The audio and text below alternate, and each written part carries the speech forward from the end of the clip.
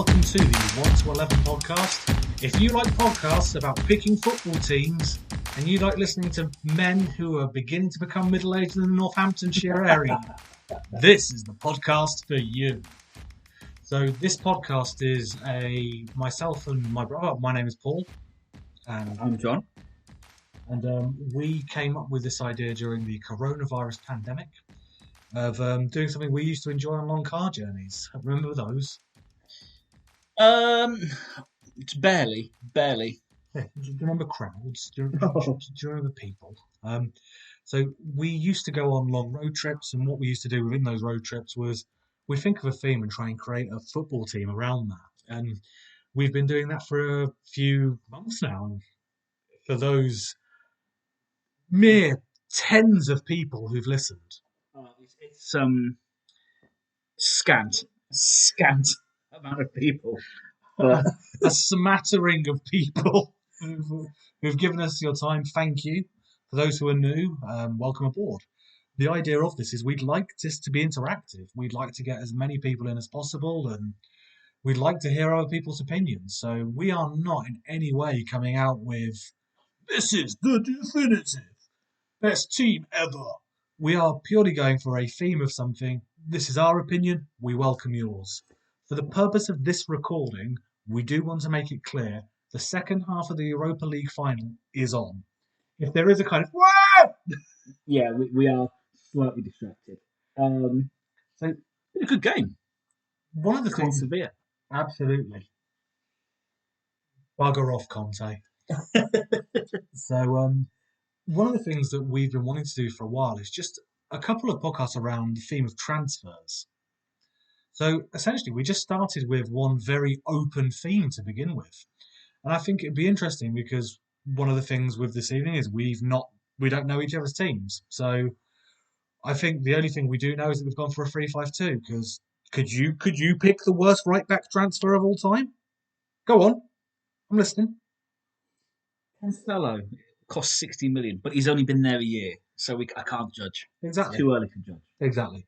So we've done that. I think one of the things that, like I say, we are interested in your opinion, and if you want to leave us that opinion, you can do that through the 1 to 11 pod on Twitter. 1 to 11 being the numbers. Yes. The one The is the number, one. then the word 2, then the number 11.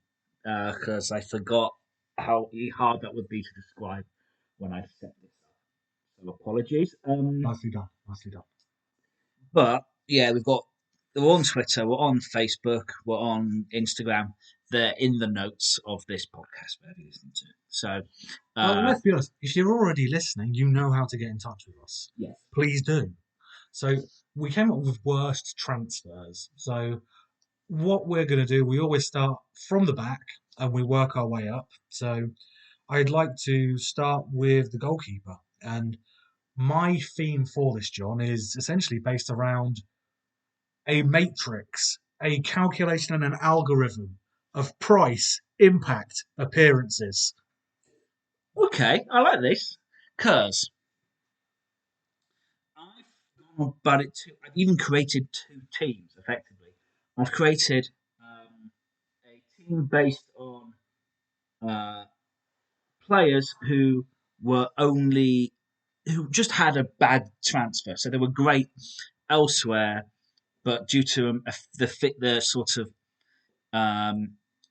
due to the cost or just how they played, They were just a bit rubbish there. they were just a rubbish, and then in some ways recaptured that form elsewhere. And I've also thought of the most unlikely transfers. So when like you to take you back to younger age when you'd be on teletext and you go to 302 on CFAX football, and there'd be a thing. Go, oh my god, why's Lee Sharp joined Leeds? Cantona. That's how I found about Cantona going to Man United. That's how I found out that Zidane was going to Blackburn. Yeah, exactly. So the most unlikely transfer. But that's a 4-4-2. But we'll go through that as we go, just because. But yeah, so before we go into anything else, I don't like Ashley Young with hair. I'm not a fan. Um, I don't like the look of it. Ashley Young, if you're listening, shave your head. Anyway, off on a tangent. off on But a bit of tangent. so starting with the goalkeeper, I'd like you to go with the first one. I don't want you to go with the weird transfer. I'd like you to go with the What? bad at that club almost. I've gone with Edwin van der Sar at Juventus. Because He's a world class player, but he was merely human at Juventus, made worse by like his surrounding cast, I guess. quickly punted out for Buffon. There's going to be one episode where we put Buffon in a team. What we're going to be able to do it one day, but I'm going to do the played with Gigi Buffon, but not Gigi Buffon episode. Yeah. After that, he then played for another 12, 13 years. And was magnificent. A Premier League record for most amount of time without a goal conceded. Champions League winner. Yeah. Basically, Champions League winner in every country other than Italy. Yeah. But, in between that, he was superb at Fulham. And £2 million. £2 million. And that's it. I think they lost money on him. And somehow they managed to get poor performances out of Edwin van der Sar. And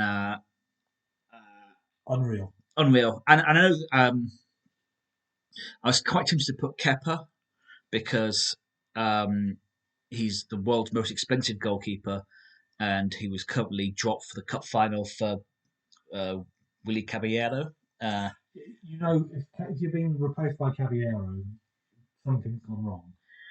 And I was very tempted by Claudio Bravo at Man City, but like rather than concentrate on Man City and Chelsea, which it could be quite easy to do, I've spread it around.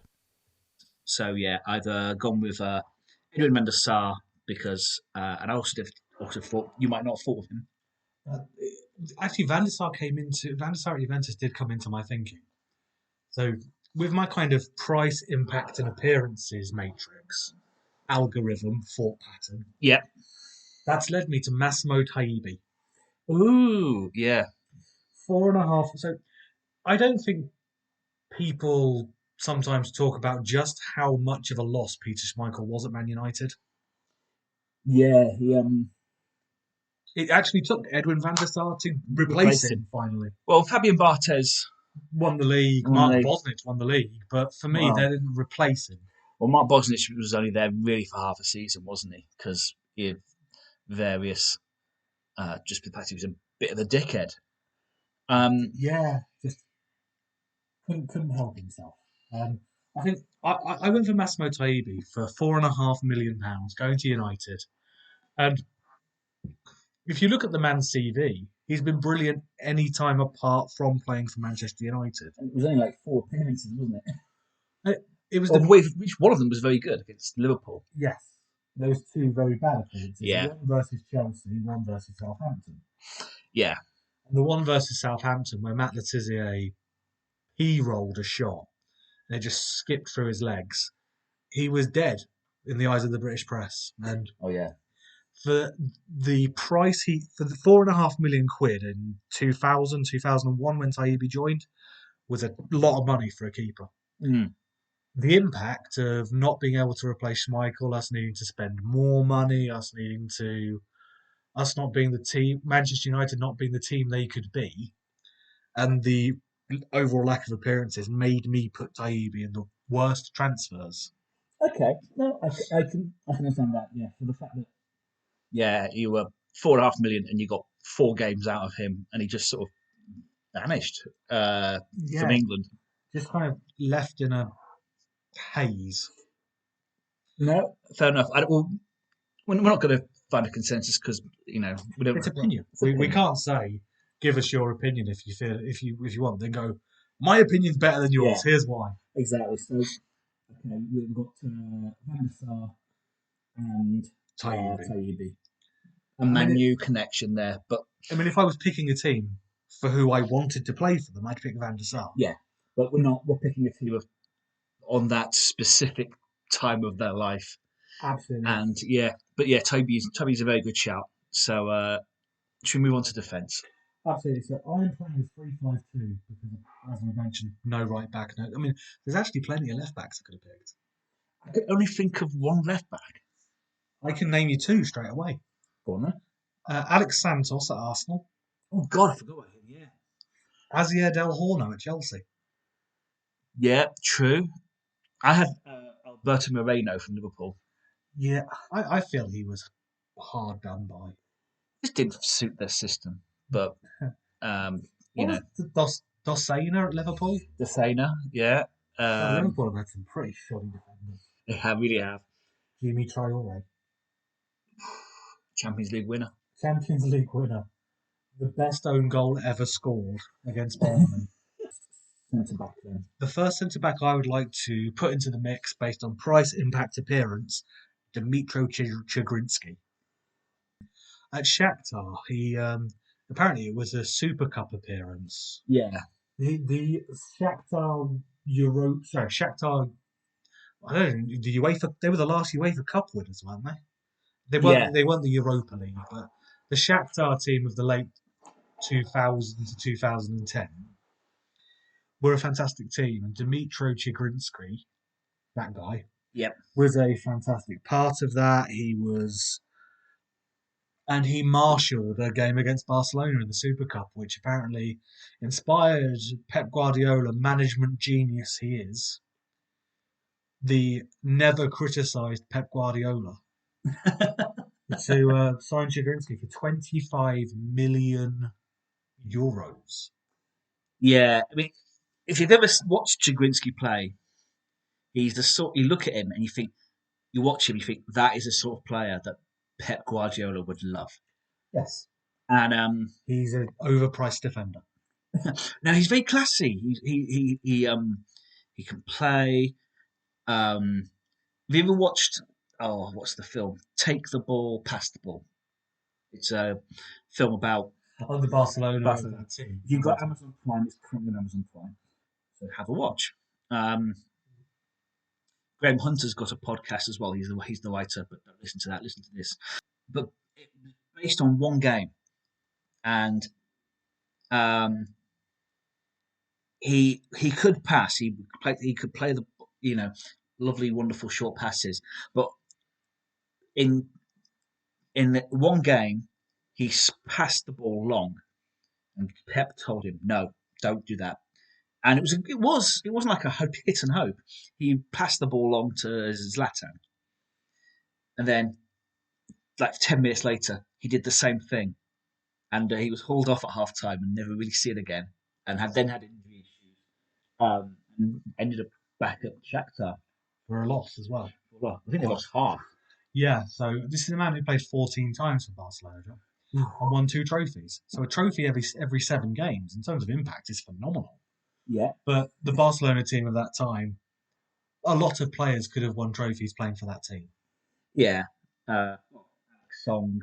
Alex Song, when he was at Arsenal, basically, if you played for Arsenal and you were just on the fringes of the first team. Well, no, actually, I just remembered someone, which is Thomas Vermaelen, who cost £7 million, but barely played. But I guess in times of recent years, £7 million isn't a lot for a defender. But yeah, Chigrinsky is my first pick of the 3 at the back. Okay, mine is John Alan Boumsong, because Newcastle paid £8 million for him from Rangers. Rangers bought him, and this was in the January transfer window. In the summer transfer window, Rangers picked him up for nothing, which meant that Newcastle basically paid £8 million to Rangers for just keeping hold of him for 5 months. And then when he played He was shite. I try to think of a nice way to put it, but there's no one nice way of putting it. He was awful. If you have a confidence issue, and welcome to your centre back partner, Mr. Titus Bramble. Exactly. It's Boomsong was someone who later played for Lyon and Juventus. The talent was there. Yeah, just there's some players who just don't mix with the Premier League. Jean-Alain Boumsong was a consensus pick. He was one of my three at the back as well. Oh, nice. There you go. Yeah, it just didn't work, and it was just unfortunately if they'd have if they'd have paid 8 million quid for him, like 6 months later as well, for some reason that would have seemed better. But the fact that they bought him only 6 months after Rangers had picked him up for nothing on a Bosman, it just screams mismanagement and just typical of the Newcastle of the time. Absolutely, and I think you've got to put the context in place here because this was a Newcastle team that 4 years earlier, 5 years earlier, had beaten Barcelona in the Champions League in the group stages. Yeah. So this is Souness era Newcastle, which is the big well.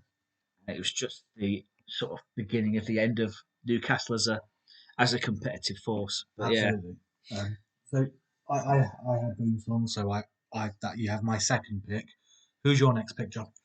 I've gone with another Premier League defender. I've gone with Eliaquim Mangala.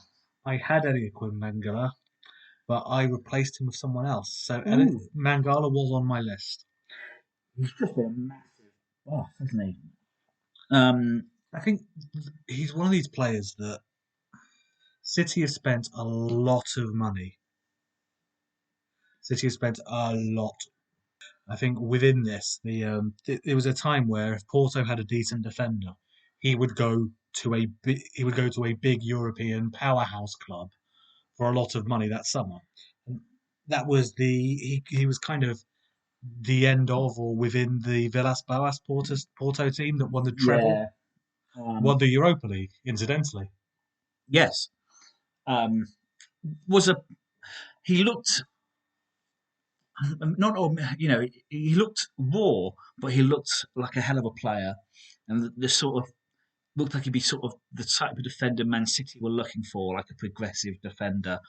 Comfortable on the ball, but a powerhouse. Yeah. Good in the air. Yeah, he looked like he had every quality. He was French, so he had that kind of classy defender look as well, and he was just dross. He was awful. Yeah, I don't think it helps that. I think when you join Man City, I think the expectation is you're Vincent Kompany. You're going to be playing with Vincent Kompany, and now they're basically you were playing with Demichelis. God, he was awful. Can't put him in because he was free. Yeah, I think they've sold him for profit. John Stones. That's a young John Stones. He needs an experienced head with him. And also adapting to the Premier League. There's so many players who fail to adapt to the Premier League way of play, and he definitely was one of them. You know, he ended up going on loan to Everton and only had 2 games there. Yeah, he was on loan at Valencia for a bit, replacing another of my notable ones, which was Mustafi, who's been not very popular since he's moved over to North London. And another of my notables was Materazzi, at Everton, whose time at Everton was red card mania, notable for 4 red cards. I think he left the pitch in tears, and I think in one of his final appearances against Leeds, got sent off, left the pitch in tears, and then was back in Italy as a destructive defender, and sort of eventually became noted arsehole, and Shevchenko's nemesis, and eventually became sort of like Mourinho's henchman. But yeah, they didn't make my final position because I went with Bonucci. Leonardo Bonucci from Juventus to AC Milan. Uh, During that funny period in Milan's history when they were rich, it seemed, but also poor. Um, It seemed like it's okay. We're banned. We'll spend so much money they ban us from Europe for a season, but we'll have such a team it won't matter. yeah, and actually, bizarrely, the players that they brought in at that period have just started to come good for them in the last, well, since the coronavirus break. So people like Frank Kesse, Lucas Paqueta. and the Turk, Kalanoglu. Karanoglu, who started to score for them. So was bought for about 35 million euros, and well, after 1 year was then sent back to Juventus, where he has continued to be a stalwart of a championship winning team. Bit of an arsehole, but you know, a wonderful player.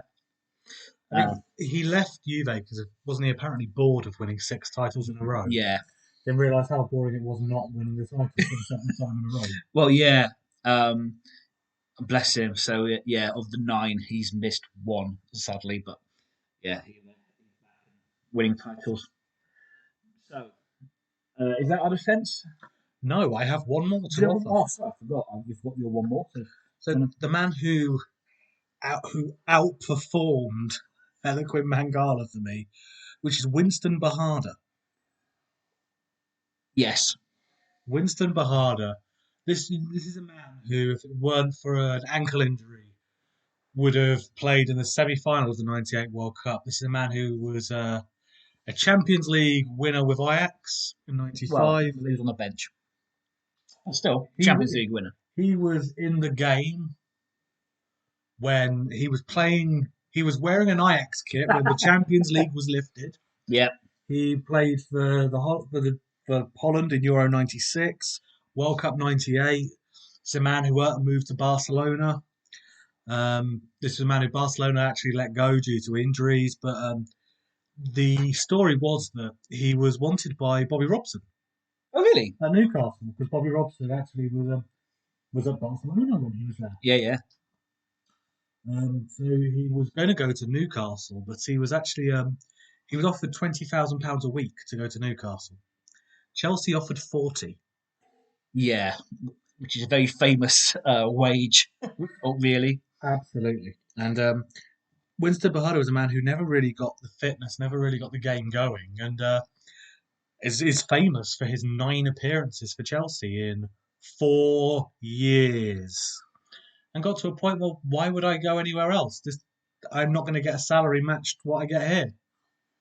Fair enough. It's a short career, and yeah, you know, I'm sure you all want to win titles. I guess if you've won the title at Ajax and you won the Champions League, I'm sure you've won trophies at Barcelona.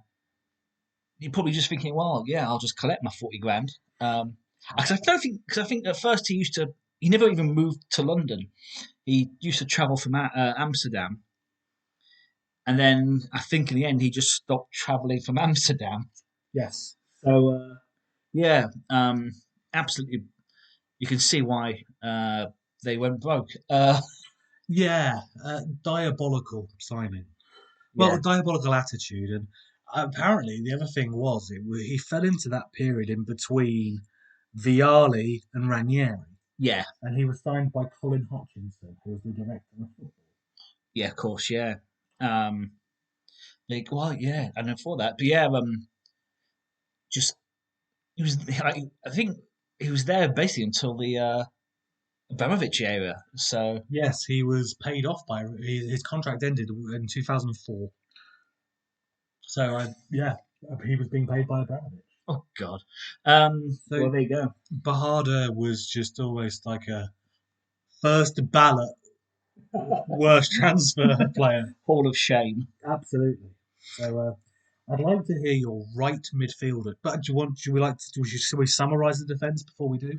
I've gone with Jean-Alain Boumsong from his Newcastle days.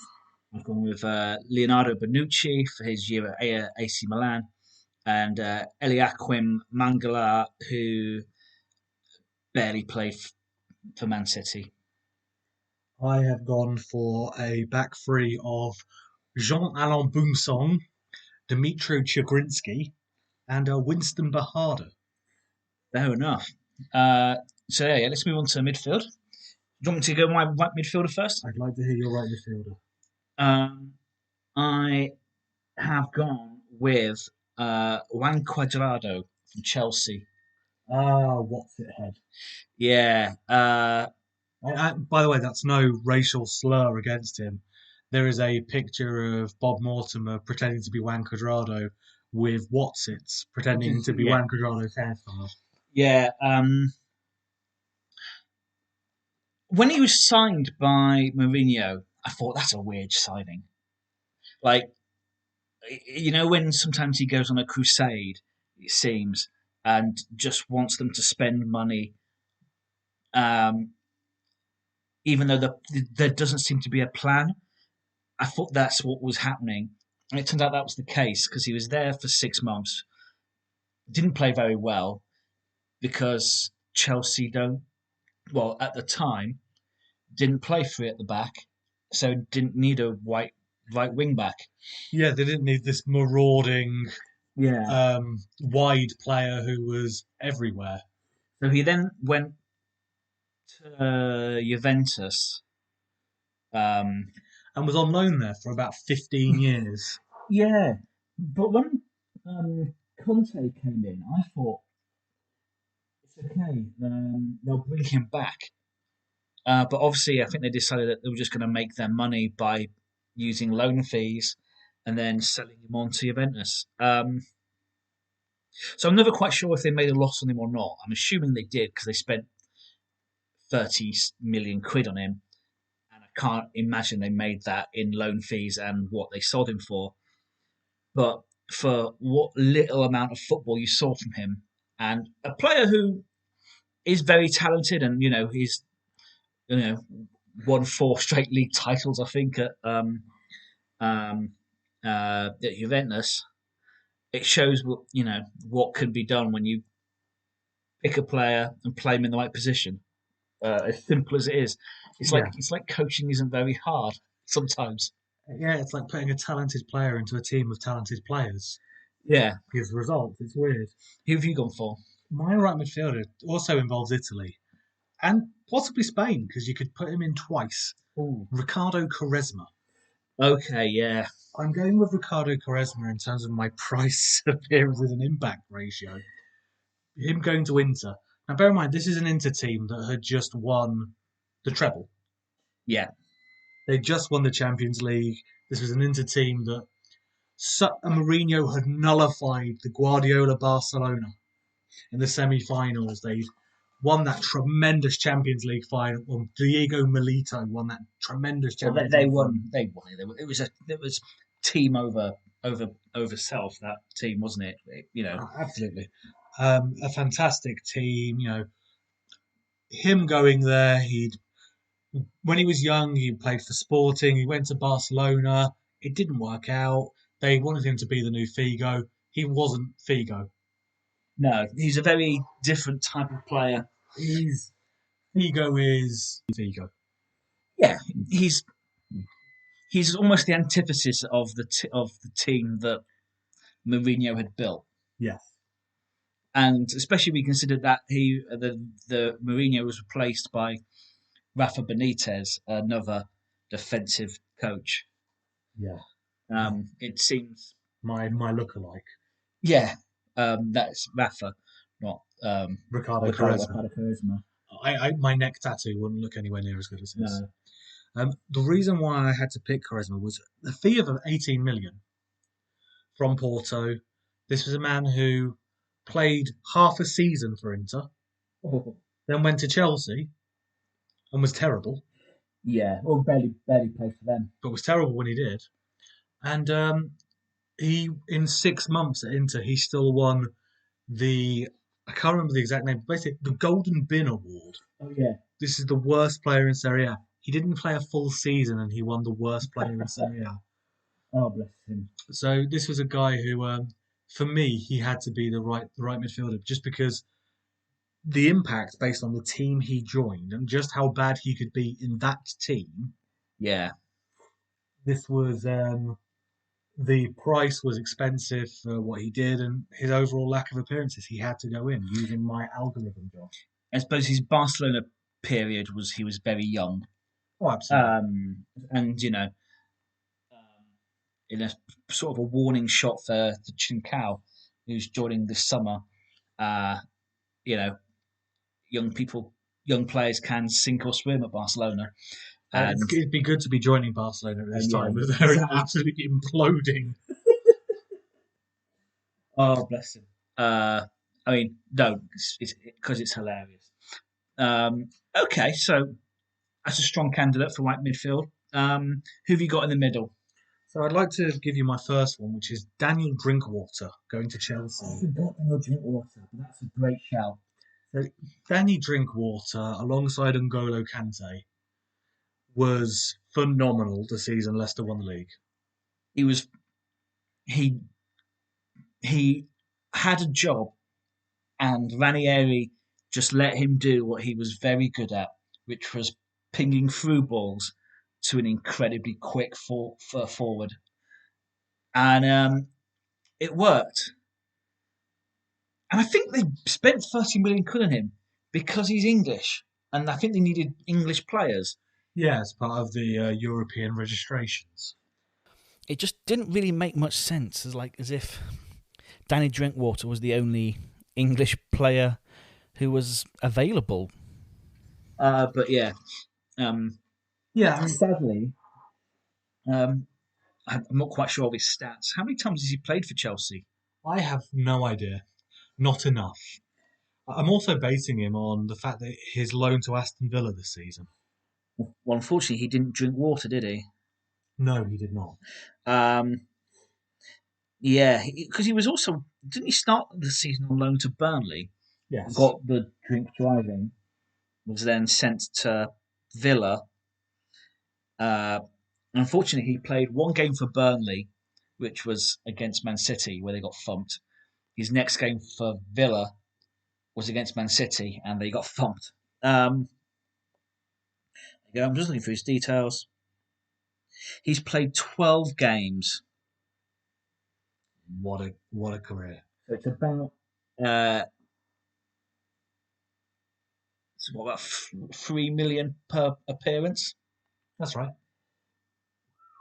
4 games for Villa and 1 game for Burnley. So Since his £30 million move to Chelsea, he has played 16 times, which is close to £2 million per appearance.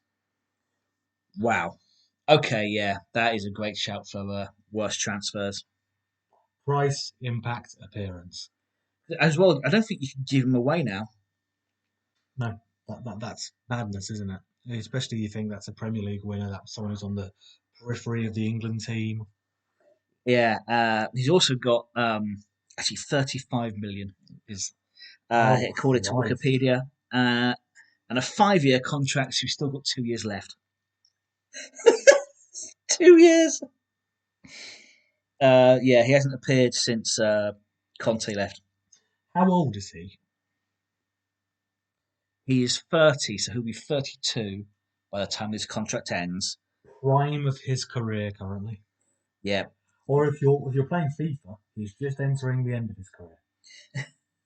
It's his career now.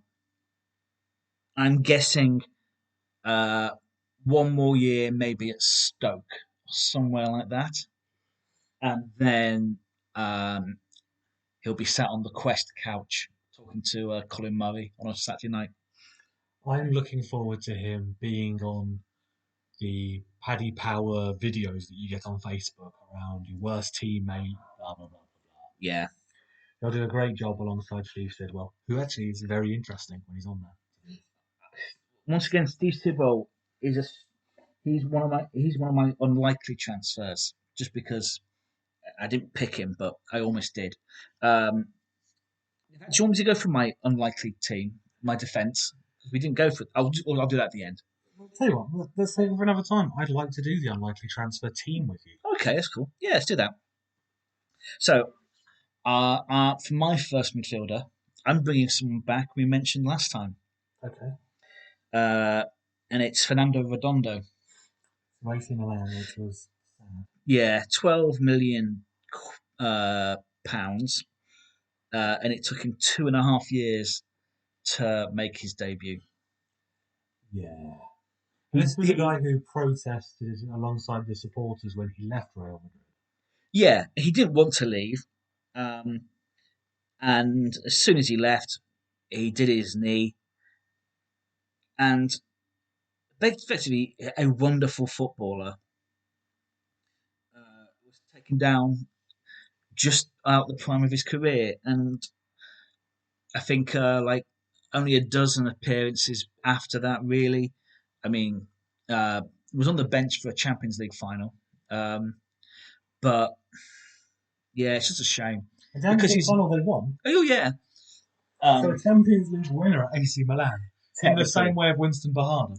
exactly. Yeah. Well, I imagine he played even less than Bahada.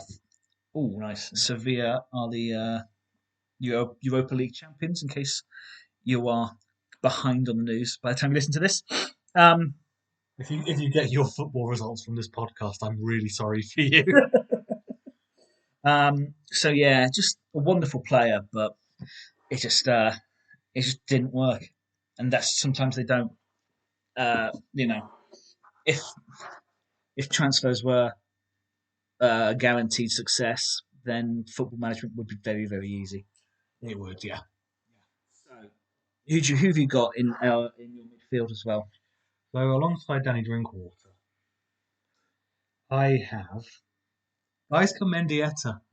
I also have Gaisca Mendieta From his time at Lazio. Yeah. The end of the Sirio money. Yes. He was brought in to replace Veron and Nedved, and that's sort of it's not the start you need. Absolutely. So yeah, just but as well, it was serious amount of money. So £35 million. When you don't just throw that at a player just because they're English. This was a lot of money. This was the year 2002. Yeah, it was so. It's a ridiculous amount of money. I mean, it still is a ridiculous amount of money. And the reason I had him was based on my algorithm of price impact appearances. Yeah. Gone at the end of the first season. He was one of the most expensive midfielder of all time at the time he left. Yeah. And also the impact. He was UEFA's best midfielder of the last 2 years in his time in Valencia. And just amazing, really. What happened to him, because he went to Barcelona, he ended up at Borough. And he was great, but he wasn't. He still lives there. He still lives in Yarm. Good. I think he just settled there. But yeah, ended up on loan at Barcelona, but and where he played very well. But yeah, just it's strange that a player that was so dominant in a great team was so bad for Lazio, and it's sort of the start of the downfall of Lazio. But absolutely. But yeah, it's a shame because he was a wonderful player. Couldn't agree more, and that's why he's a unanimous choice alongside the magnificent Jean-Alain Boumsong. There you go. God. So, Mendieta in the same company as Boumsong. That hurts me to say it. Who else do you have in your midfield, John? So my left midfielder, So I've gone with an attacking midfielder. I also went for an attacking midfielder. I've gone with Denilson at Betis. That was the world's most expensive player at the time. He was He was the world's most expensive player. It's like Betis at that time. It'd be like the world's most expensive player going to Wolves. Yeah, I mean, it's mad this, and it's like just straight from the pages of Football Manager, Chat Manager, really. This is the year when Ronaldo's joined Inter. You know, this is serious amounts of money being thrown. He played in was it Le Tournoi? He did. He was very good in Le Tournoi, and But he was really young. He's 20 years old at this time, and basically Betis spent, I think it was like £18.5 million. £21.5 million. 20 years old. I mean, just wow. Yeah, it's sadly it's not a happy story really, because he doesn't play much for them, and so his career really dwindles on a club level. he's sort of the usual routes of America, then Brazil, back to Brazil, and then I think he's been playing out. He joined a Thai team, one of the Thai Super League teams. He was at Betis for 8 years. Only played 186 games in that time. Was spent time out on loan. 30 goals in that time. But I mean, at international level, you know, he was at the '98 World Cup. He was also part of the 2002 winners team. But yeah, just didn't work for Betis. I think they were in that relegation. The typical stories. Relegation, bankruptcy. It's just not sensible when you've got a £21.5 million left winger. Who have you got in your sort of left midfield? Angel Di Maria. Well, I think this is harsh. Angel Di Maria at Manchester United. £59.7 million. Yeah, it worked, did it? Tore the Champions League final. Tore the arse out the Champions League final as Real Madrid won La Decima. Yeah, he sort of he was brilliant the final years. He'd gone from like a tricky little player into a attacking midfielder who could, play anywhere across the top. Could do well on a dead ball. Could Thunderbaster it. Beat players. He was wonderful. As I say, £59.7 million and gone at the end of one season where he couldn't make a Louis van Gaal United team, and gone back to PSG. Went to PSG. Sorry. Yeah. For me, just based on price, impact, appearance, the price was ridiculous. That was the highest. That was the most expensive British transfer. Yeah. That was the impact of him not having any impact at all, really. And the overall number of appearances, and the cost of getting rid of him. For me, he was. Yeah, you saw him at a loss in you, £10 million loss. Yeah, he was. It was what it was. It wasn't a good transfer for either club, but for me, that's what makes it one of the worst transfers. I think that Denilson is a strong shout because he was just basically a bag of tricks. Yeah, I also have Mike Phillips from Chelsea. Just never worked. It wasn't the right fit. He should have stayed at City. Kevin De Bruyne from his Chelsea days, just never given a chance. I think that makes it too harsh for me. It's Mourinho's distrust in youth.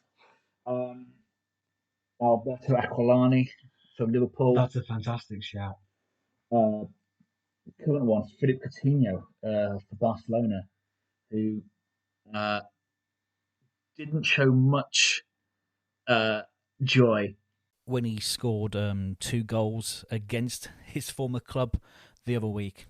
And there's this sort of thought process that he didn't celebrate because he just looked at the other team and was just like, oh no, I might have to play for this sack of shit next year. And you heard the rumour from Flick.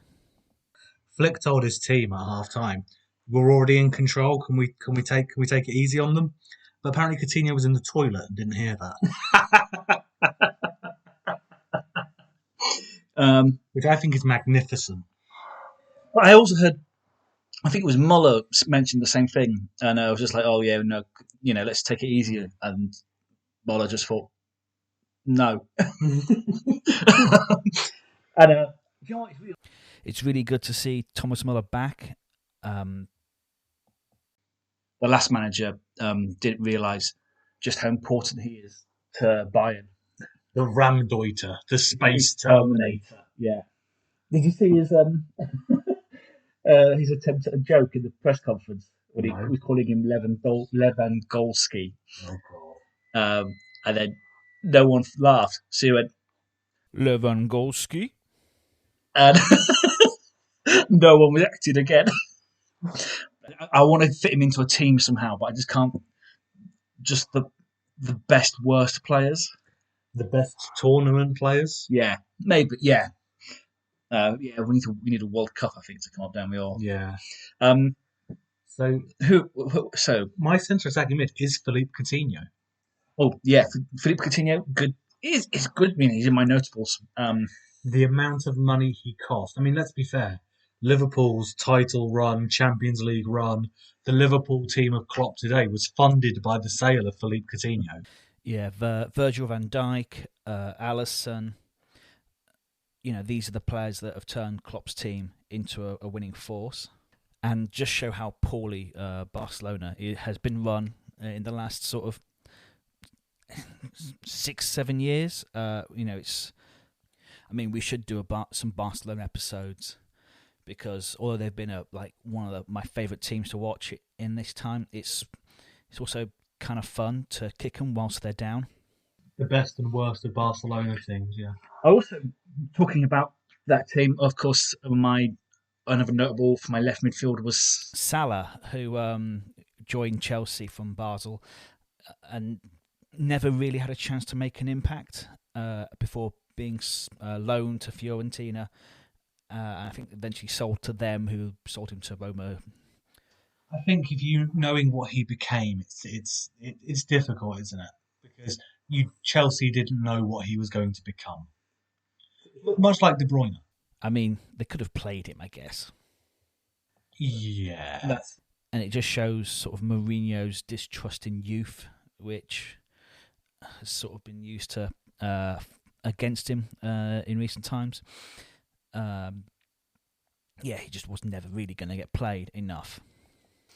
But shall I move on to my attacking midfielder pick, which is a guy who played for Coutinho's, Barcelona's rivals. He was Real Madrid's attacking midfielder for a time and was the world's most expensive player. It was Kaká, who joined Real Madrid in one very crazy summer, back for about 68.5 million.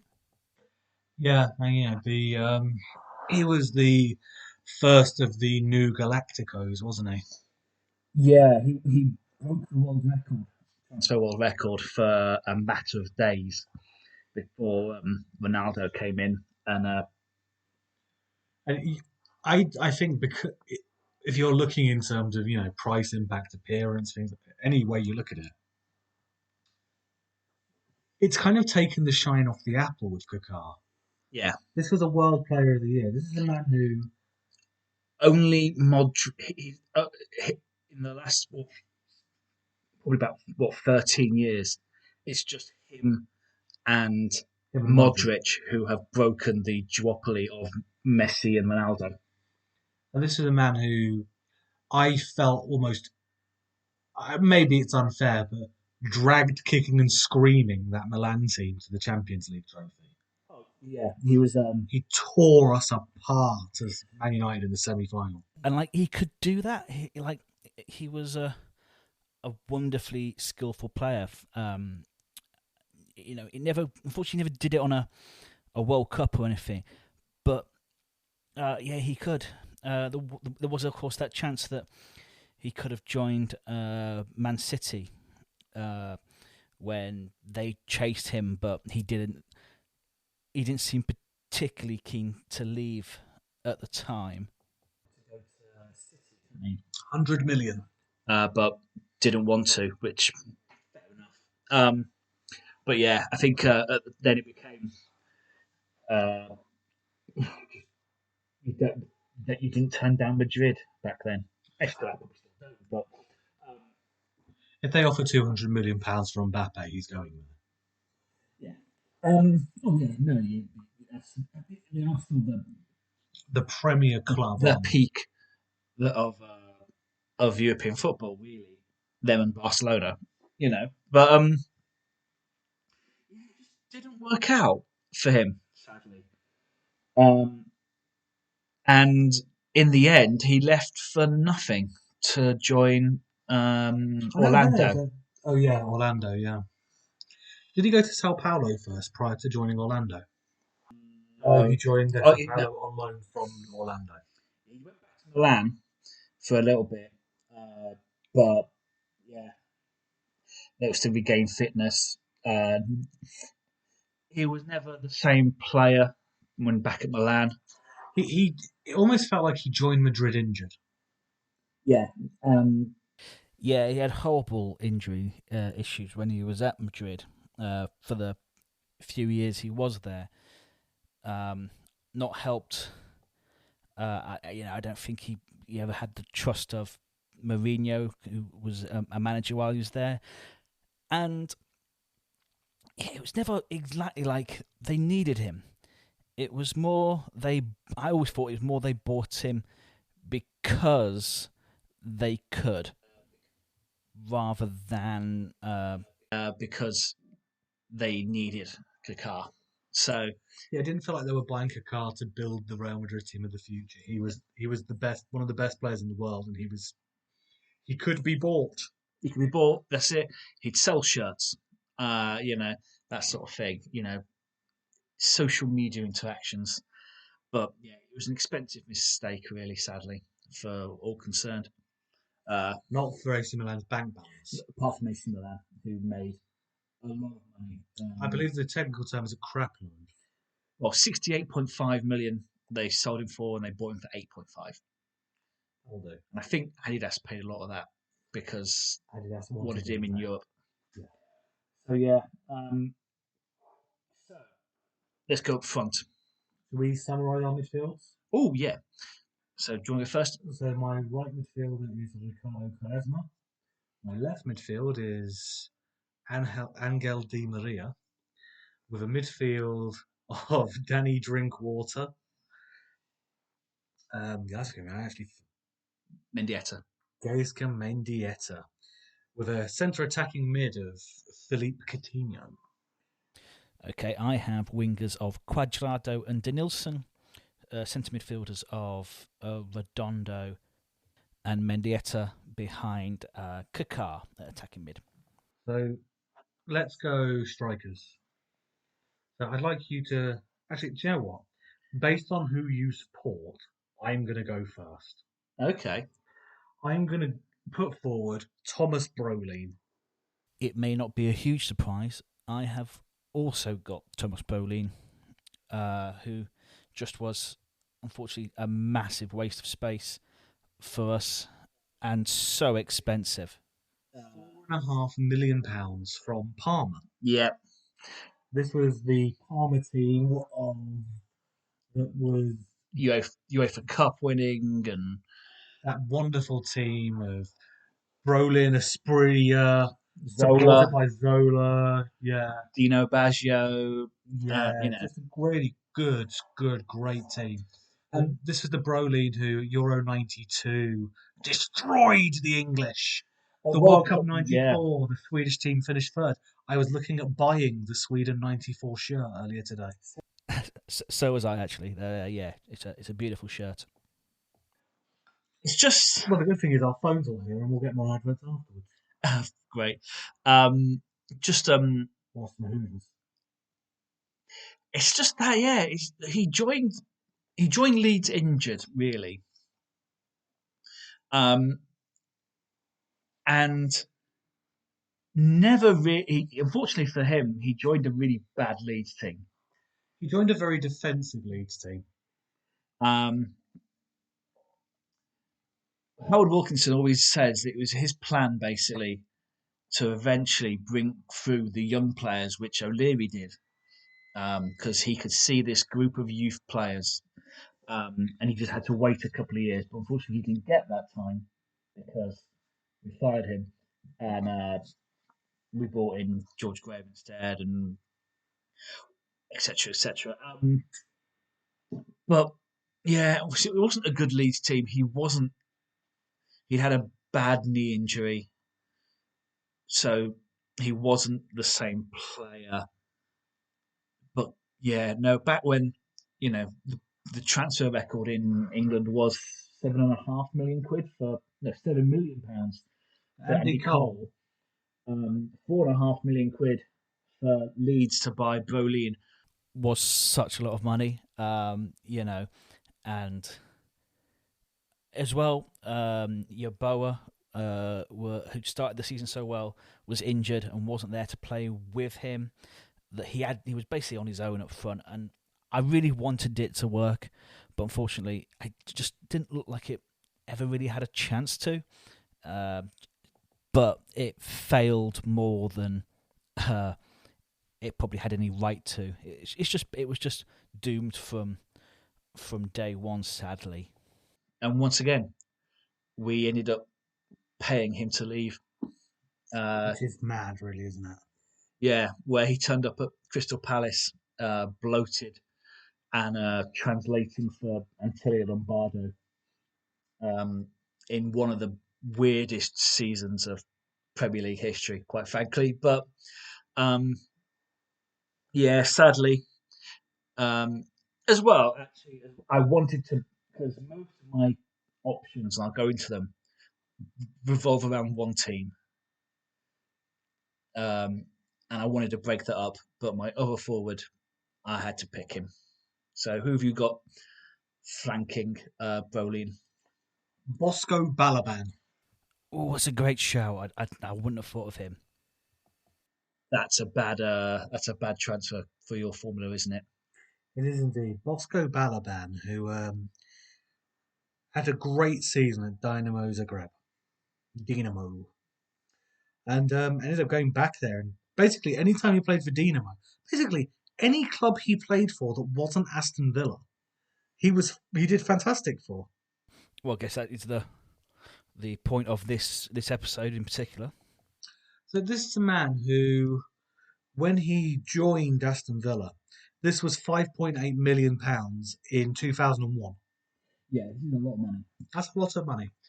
£20,000 a week contract. Nice. 8 appearances. How long was he there? 2 years. Okay. Nice. I mean, it wasn't even like... Sorry, 9 appearances, 7 as a substitute. 2 starts. 2 starts. Just wow. That is insane. Yeah, that's that's Doug Ellis. Prime Doug Ellis. Well, prime Doug Ellis meets John Gregory. John Gregory. Yeah. Good shout. I had forgotten him totally. And yeah. Also, we have an Aston Villa fan who listens regularly, so I thought they'd appreciate it. I mean, if we're talking Villa, I was gonna pick Johnny Macoun in midfield. John 2 Macoun. Yeah. Who was awful. His debut was really good, and you thought, do you know what? All right, that's cool because he's a sort of he's a champ manager player, isn't he? He's the one that's, and you thought, you know what? Maybe he can save this Villa team. Back when you needed a defensive mid to win anything in football manager, John Earl or John the Second Macoun. Yeah. I don't know if it was John Ill or John Two. But yeah, I'm gonna have to check now. So, but yeah, after the debut, it all went downhill. And in fact, I've no idea what happened to him after Villa. I'm assuming they had to either pay him to leave or he left on a free after years floating around, probably back on loan in France.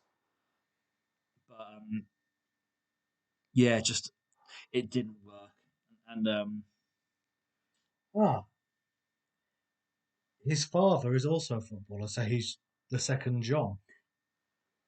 the more you know. Yes.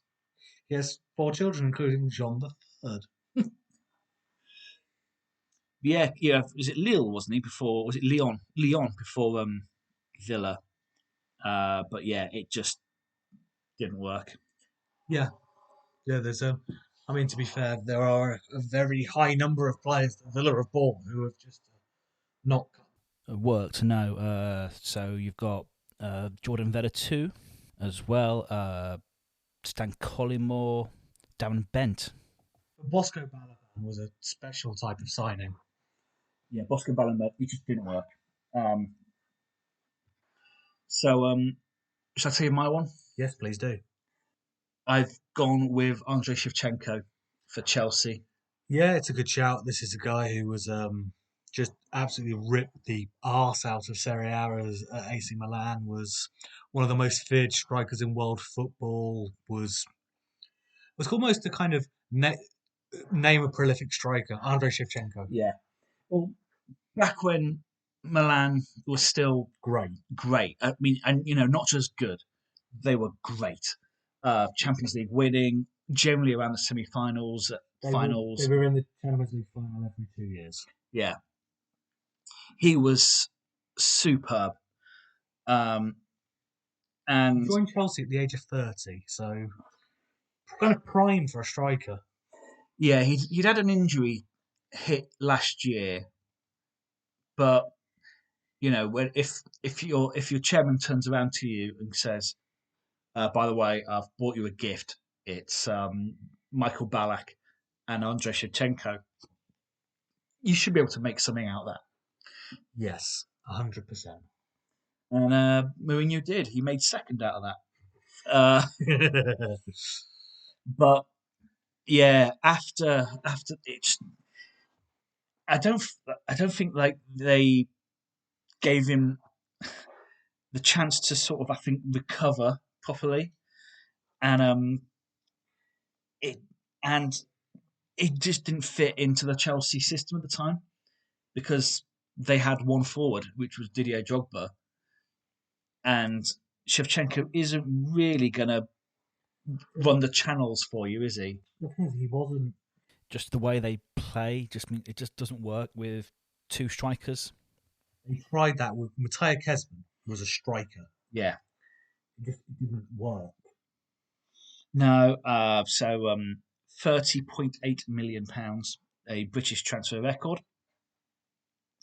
For that, they got 48 games, 9 goals. Mad, isn't it? Just he ended up in his final year.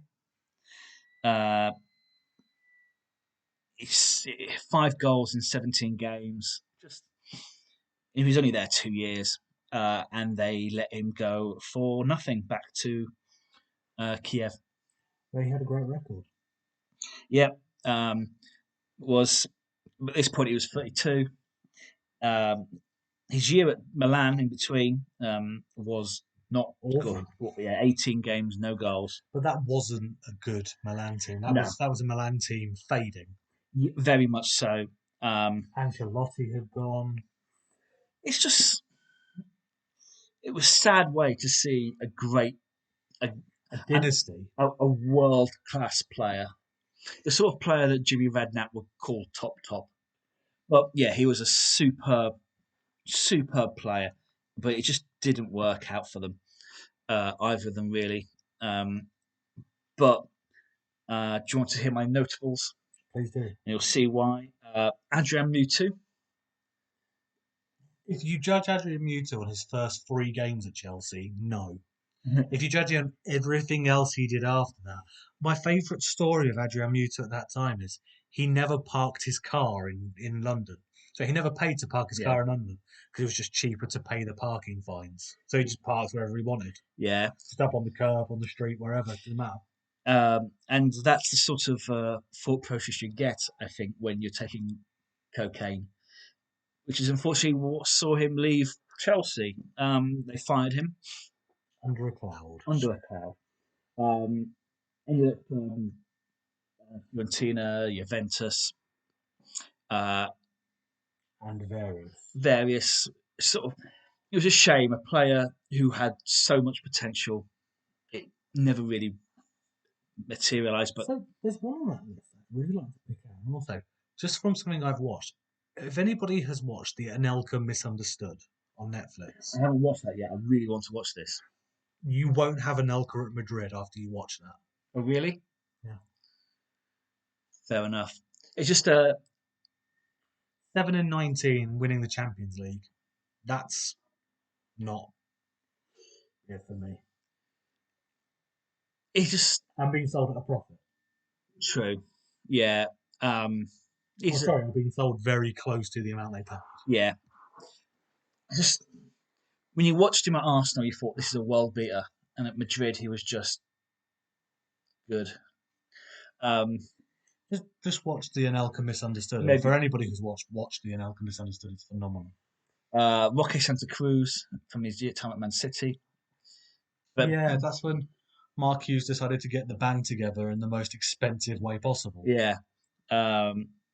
Falcao for his 2 years at Man United and Chelsea. Yeah, I know he was on loan, he's but one it I was consider. very expensive.